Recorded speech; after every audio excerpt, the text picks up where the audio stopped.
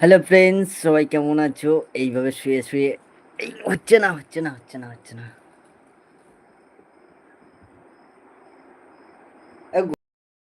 আসো।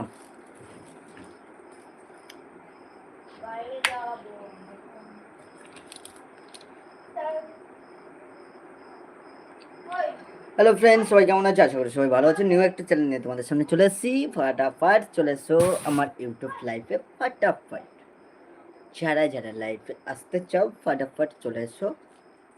এইভাবে ডলে ডলে ঘষে ঘষে মুসকে মুসকে চলে এসো।